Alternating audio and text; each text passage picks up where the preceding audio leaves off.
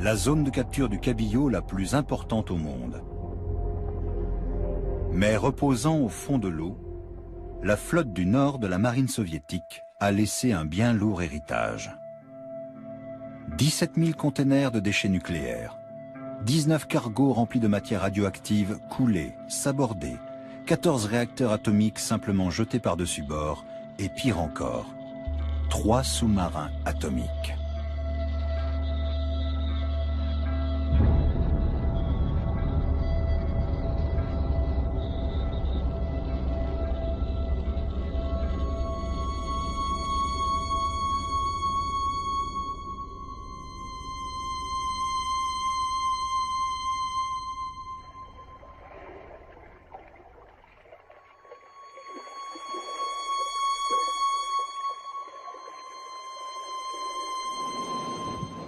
Octobre 1993. Le cargo russe TNT-27 est remorqué à travers la mer du Japon. On vient d'y charger des déchets nucléaires. Projette-t-on de le faire couler? Greenpeace suit l'opération à courte distance. On met un canot à la mer. 4 militants tentent de s'approcher au plus près du cargo de déchets. Ils veulent mesurer la radioactivité au niveau du navire et de sa cargaison. Le compteur Geiger se met à crépiter. Greenpeace veut montrer au monde ce qu'on déverse ici. Mais leur canot est tenu à distance par des canons à eau. L'équipage russe travaille sans équipement de protection. Le canot tente sa chance de l'autre côté.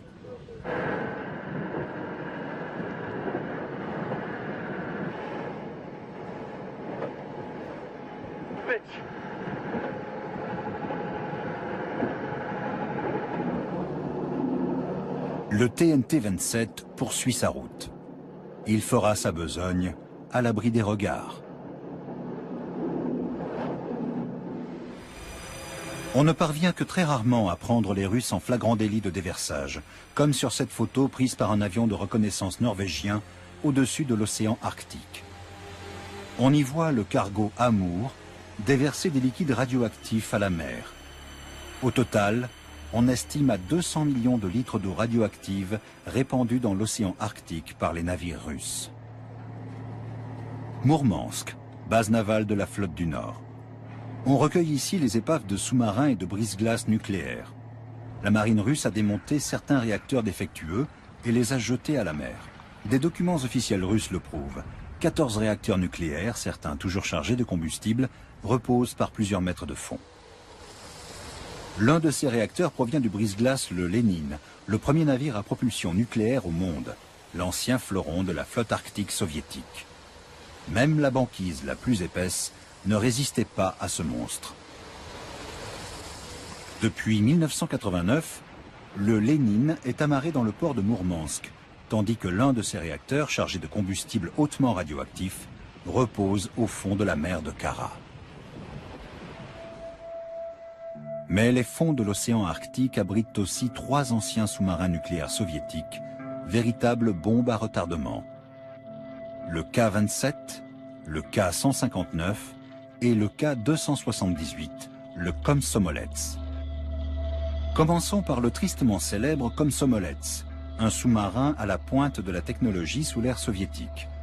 En 1989, après un incendie, il sombre à près de 1700 mètres de profondeur dans la mer de Barents. Son réacteur contenait 1,5 tonne d'uranium enrichi. La chaîne allemande ARD y avait consacré une édition spéciale. Laut Auskunft aus Moskau hatte es 2 Torpedos mit atomaren Sprengköpfen an Bord. Et selon la télévision est-allemande, Trotz aller Rettungsanstrengungen sind Todesopfer zu beklagen. Im letzten Moment, so versichert Moskau, konnten die Reaktoren abgeschaltet, die atomare Katastrophe vermieden werden. Das Drama im Nordmeer tickt auf dem Meeresboden eine Zeitbombe. Nach Meinung der zuständigen Dienste sei eine radioaktive Verseuchung der Umwelt ausgeschlossen. Und auch von den Torpedos mit Sprengköpfen gehe keinerlei Gefahr aus. Da seien sich die Experten sicher. Die Torpedos seien entschärft und völlig unschädlich.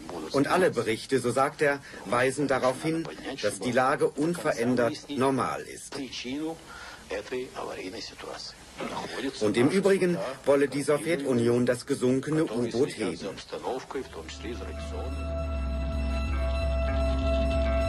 Le Komsomolets n'a jamais été renfloué. Une mission de recherche russe a effectué des mesures. Tous les ans, la coque libère près de 3,7 milliards de becquerels de césium radioactif dans la mer. Dans l'Union européenne, le seuil maximum pour 1 litre d'eau potable est de 10 becquerels.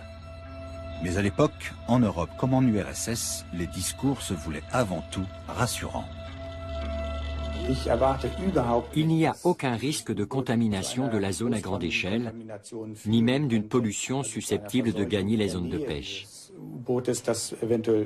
C'est totalement à exclure. Les tubes de lancement des torpilles du Komsomolets ont été endommagés. L'eau de mer vient ronger les charges nucléaires. Les autorités soviétiques craignent que le plutonium des têtes explosives ne s'échappe et ne contamine les zones de pêche. En même temps, il faut rassurer l'opinion publique et surtout ne pas mettre en doute la sûreté nucléaire. Les médias ont surévalué le danger ici. Parce qu'évidemment, les mauvaises nouvelles font toujours recette. En plus de cela, il y a de gros intérêts en jeu, notamment pour certaines sociétés de renflouage occidentales qui exploitent l'événement en vue de gagner beaucoup d'argent. On abandonnera l'idée de renflouer le Komsomolets. On envisage de le confiner dans un sarcophage, mais cette option aussi est abandonnée. On optera finalement pour la solution la moins coûteuse. En 1995, on scellera les tubes lance-torpilles. Des plaques de titane fabriquées sur mesure viennent colmater l'épave et retenir le plutonium. Mais elles devront être remplacées dans 20 ou 30 ans. Colmatées et étanchéifiées. La méthode a fonctionné jusqu'à l'accident de Fukushima. Depuis lors, la sécurité nucléaire est remise en question dans de nombreux parlements et notamment au Bundestag à Berlin. Le gouvernement fédéral ne dispose d'aucun rapport d'alerte contre le danger. Les autorités compétentes russes nous affirment au téléphone que les fonds marins ne recèlent absolument aucun risque de catastrophe nucléaire. Le danger n'est que potentiel. Mais comment l'évaluer? Il y a quelqu'un qui connaît les réponses à toutes ces questions. Il s'agit d'Alexandre Nikitine, emprisonné pour les avoir rendus publics. Ancien ingénieur sur un sous-marin nucléaire soviétique et inspecteur nucléaire au ministère de la Défense russe, Nikitine connaît mieux que personne l'état de délabrement de la flotte nucléaire russe et sait mesurer les risques que cela représente. Il a livré des informations détaillées à l'organisation écologiste norvégienne Bellona, qui les a divulguées. En 1998, Nikitine est accusé d'espionnage et de trahison par les services secrets russes, le FSB. Il comparaît devant un tribunal militaire à Saint-Pétersbourg et passe 10 mois en détention provisoire avant d'être définitivement acquitté en 2000. Au siège de l'organisation écologiste Bellona à Oslo. On y retrouve Alexandre Nikitine et son collègue russe Igor Kudryk. Ce dernier nous présente le rapport autrefois interdit de publication, La flotte du Nord russe, source de contamination radioactive. Voici le rapport de 1996 qui a valu 10 mois de prison à Alexandre. Alexandre, ça valait la peine d'aller en prison pour ce rapport? Ce n'était pas mon but au départ. Aujourd'hui, Igor Kudryk et Alexandre Nikitine se battent pour la mise en place d'un plan d'action pour le traitement des déchets radioactifs dans l'océan Arctique. Nous nous sommes fixés des priorités. D'abord, nous devons nous concentrer sur les sous-marins nucléaires coulés qui contiennent toujours du combustible nucléaire irradié, comme le K-27 et le K-159. Ensuite, il faudra s'occuper des réacteurs radioactifs jetés à la mer et enfin des 17 000 containers de déchets radioactifs. Igor Kudryk nous accompagne au port d'Oslo. De là, les navires empruntent le détroit du Skagerrak pour rejoindre la mer de Norvège, puis la mer de Barents. La mer de Barents est l'une des plus propres de la planète et nous voulons qu'elle le reste. Il faut donc la débarrasser de tous les déchets qui l'encombrent déjà. La liste des déchets radioactifs enfouis au fond de l'océan Arctique est longue. Il en existe bien un inventaire officiel, mais Igor Kudryk émet des doutes quant à son exactitude. La liste pourrait être bien plus longue encore parce qu'on n'a pas réellement répertorié tout ce qui a été rejeté dans la mer de Kara. Ils détiennent des informations sur des containers et certaines épaves de sous-marins et de brise-glaces nucléaires. On ne peut exclure qu'une ou plusieurs expéditions militaires aient été menées dans cette zone dans les années 1960 et 1970, dans le plus grand secret.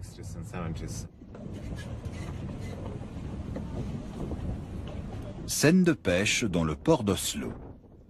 Les déchets toxiques soviétiques reposent bien plus loin au nord. Quelles seraient les conséquences d'une contamination radioactive de l'océan Arctique? Le poisson pêché à Oslo serait-il toujours comestible? Personne n'ose s'avancer sur la question. On redoute surtout une libération lente de la radioactivité, ce que l'on a appelé le Tchernobyl au ralenti. C'est pour ça qu'il faut tout récupérer.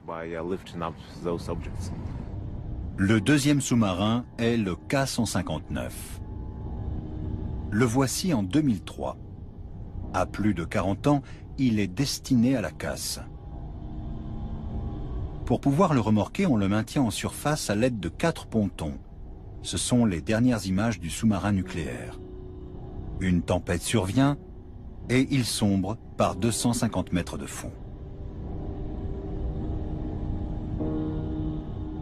Радиационный фонд в месте аварии нормальный, не превышает естественный фон. Sur les 10 hommes à bord, un seul a pu être sauvé. Une mer démontée et des températures avoisinant les moins 10 degrés n'ont laissé aucune chance aux autres. Le capitaine Sergueï Lapa fait partie des victimes. Il doit ses décorations à ses nombreuses années de service, nous dit fièrement sa mère. Elle vit à Rubzovsk, en Sibérie, bien loin de la mer. Une photo de l'équipage lors de la dernière mission. 2 marins ont été repêchés, morts. Les 7 autres, dont Sergueï, ont sombré avec l'épave. Elle nous montre le certificat de décès qu'il aura fallu attendre pendant de longs mois. La sœur de Sergueï n'arrive toujours pas à y croire. Le film du dernier départ, qu'elle visionne inlassablement.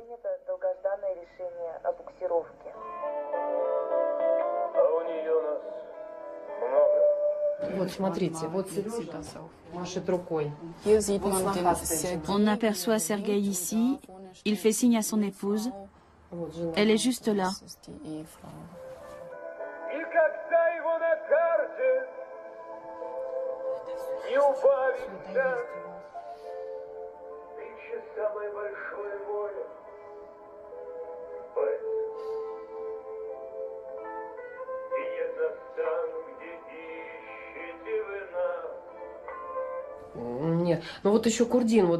Il fallait prendre une décision, soit on confinait l'épave dans un sarcophage, soit on la renflouait. Mais en fin de compte, rien n'a jamais été décidé. S'ils avaient entrepris quelque chose, on l'aurait su. Gardez-vous l'espoir que le sous-marin soit renfloué?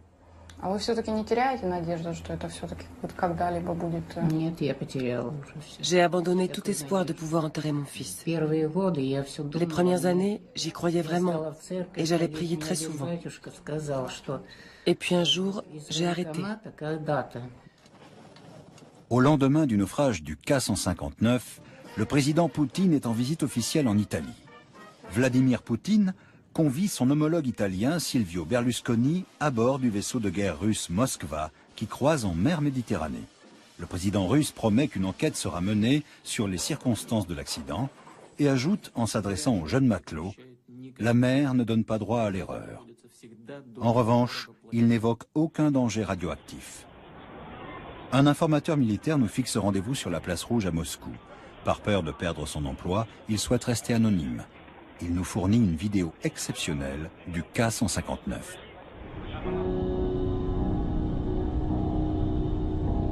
Il s'agit des images recueillies par une expédition russo-britannique en 2007. Jamais aucun journaliste n'y avait eu accès auparavant. Des centaines de kilos d'uranium enrichi se trouvent toujours dans les réacteurs. Les mesures montrent que de la radioactivité émane de la coque. Il y a plus de matériel radioactif dans ce sous-marin que dans le puits de déchets nucléaires allemand de Hasse. C'est une véritable bombe à retardement.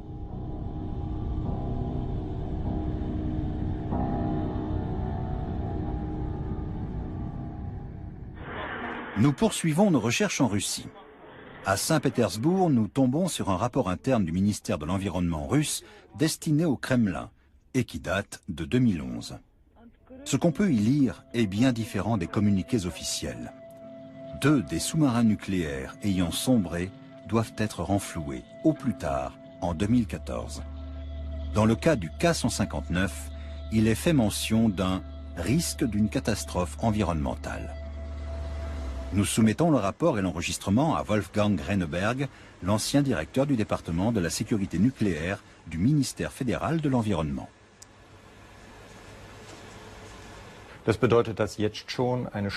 Ces documents montrent qu'une catastrophe se prépare insidieusement. Plus on attendra pour renflouer ces sous-marins, plus les épaves libéreront de radioactivité et plus grand sera le danger d'une contamination nucléaire de la mer dans cette zone. Enfin, le 3e sous-marin, le K-27.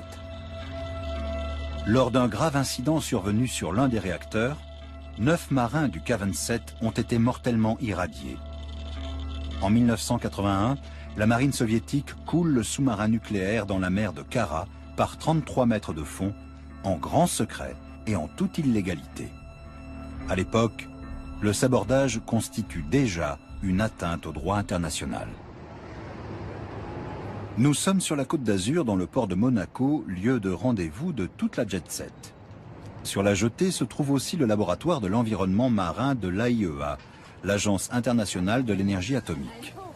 Nous y retrouvons Hartmut Nies, l'expert allemand qui, en 1992, avait exclu la possibilité d'une pollution des zones de pêche par l'épave du Komsomolets. Il affirmait à l'époque que le danger avait été largement surévalué. Il s'est avéré depuis que le danger avait plutôt été largement sous-évalué. Hartmut Nies dirige aujourd'hui le laboratoire de l'environnement marin de l'AIEA. Avec son équipe, il étudie les conséquences de la radioactivité sur la chaîne alimentaire. Ils nourrissent les poissons d'aliments contaminés et observent leur comportement. Quelle est la position de Hartmut Nies aujourd'hui? Serait-il prêt à condamner le sabordage du K-27? N'était-ce pas une erreur de couler ce sous-marin nucléaire?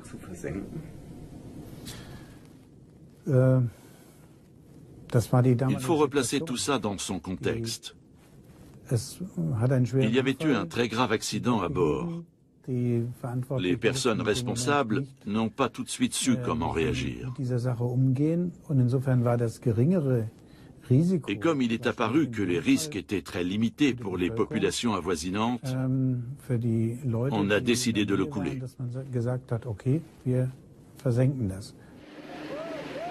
1992. Des militants de Greenpeace tentent de s'approcher de l'épave du K-27 pour vérifier la radioactivité éventuelle de la mer à cet endroit. Ils n'y parviennent pas. Une canonnière soviétique intercepte le Solo. 3 tirs de semonce retentissent. Greenpeace fait stopper les machines. Des marins de l'armée rouge montent à bord du Solo. Des officiers investissent la passerelle de commandement par la force des armes. Les militants scientifiques et journalistes à bord sont temporairement placés en état d'arrestation. Épilogue de cette expédition, le Solo est remorqué par un navire de guerre soviétique jusqu'au port de Mourmansk. Il faudra encore patienter plus de 20 ans pour obtenir des images de l'épave du K-27. La coque paraît étanche, mais l'enregistrement montre aussi que certaines écoutilles ont été arrachées. L'eau a-t-elle déjà pénétré dans le réacteur? Les fonctionnaires du ministère russe de l'Environnement sont contraints de reconnaître la haute probabilité d'une réaction nucléaire incontrôlable. Ce qui signifie que le K-27 présente un danger de réaction nucléaire en chaîne. La pression élevée peut faire céder la coque, qui libérerait alors de la radioactivité.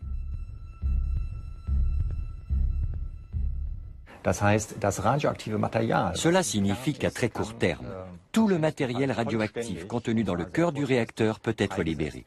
Ce serait une véritable catastrophe. Ce serait évidemment le pire des scénarios. Quelles en seraient les conséquences? J'ai préféré ne pas encore envisager cette éventualité. Nous transmettons le rapport du ministère de l'Environnement russe à Vladimir Tchouprov, expert en matière de nucléaire auprès de Greenpeace Russie, pour qu'il l'évalue. Le rapport du ministère de l'Environnement est une véritable surprise. Nous n'en avions jamais eu connaissance et son contenu est choquant. C'est la première fois qu'on y admet la nécessité d'un renflouage. Nous présentons le rapport aux autorités compétentes à Moscou, l'Institut de sûreté nucléaire IBRAE de l'Académie des sciences. Nos interlocuteurs prétendent que le document est truffé d'erreurs, mais refusent de nous les indiquer.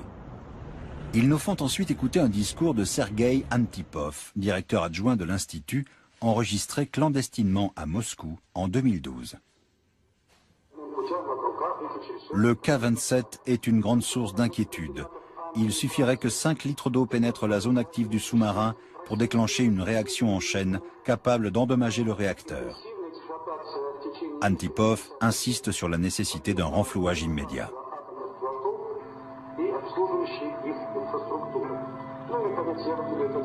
Il n'est pas possible de prévoir précisément les répercussions que tout cela aurait sur le commerce international du poisson. L'industrie de la pêche allemande est totalement désemparée. Nous exigeons davantage de surveillance et de contrôle, même en pleine mer, pour être sûr que nos poissons ne présentent aucun danger. C'est très bien de contrôler, mais c'est encore mieux de renflouer, selon le rapport du ministère de l'Environnement russe, qui ajoute que 2 des 3 sous-marins nucléaires naufragés devront être remontés d'ici 2014. Pourtant, tous les experts ne partagent pas cet avis. Il ne suffit pas d'aller récupérer tout cela au fond de l'eau. Il faut aussi savoir que faire de tout ce matériel radioactif. C'est pour cette raison que je suis favorable au statu quo. Je ne dis pas qu'il faut continuer à polluer les mers. Ce n'est évidemment pas la solution. Mais dans la situation actuelle, il est préférable de ne rien remonter. On maîtrise pourtant bien les techniques de renflouage. Celui du sous-marin nucléaire russe Kursk, qui a coulé dans la mer de Barents en 2000, en atteste. La nouvelle du naufrage n'est annoncée que 2 jours après les faits. Les secouristes plongeurs norvégiens ne sont autorisés à s'approcher de l'épave que bien trop tard. Ils ne peuvent que constater le décès des 118 marins à bord. Un nouveau sous-marin gît au fond de l'eau, mais cette fois c'est différent. La Russie fait renflouer l'épave échouée à plus de 100 mètres de profondeur. Des plongeurs y fixent des amarres d'acier. Au prix d'une technologie lourde et coûteuse, on remonte les 18 000 tonnes à la surface. C'est une première. La preuve est là. L'opération est délicate et risquée, mais réalisable. Le Kursk est arrimé sous une barge géante, le Giant 4.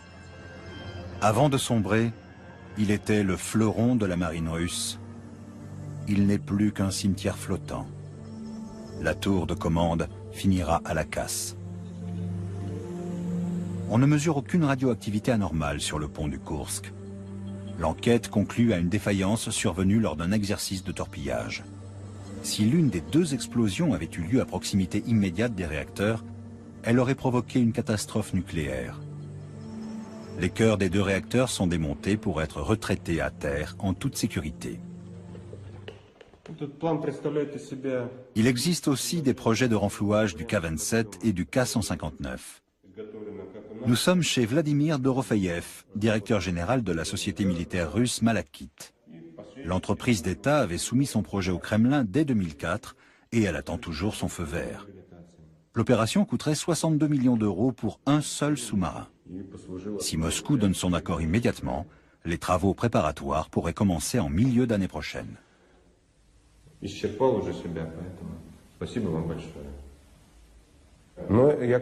Il va nous falloir près de 18 mois pour développer notre projet et trouver les financements. Et 18 mois de plus pour la fabrication de l'outil technique. Le dispositif de renflouage ne serait pas opérationnel avant la fin 2015. L'Union européenne a le regard fixé sur l'océan Arctique. En juillet 2012, elle informe les eurodéputés. Les dangers présumés que représentent les épaves de sous-marins atomiques et les déchets radioactifs sont connus de la Commission, qui les classifie comme inquiétants.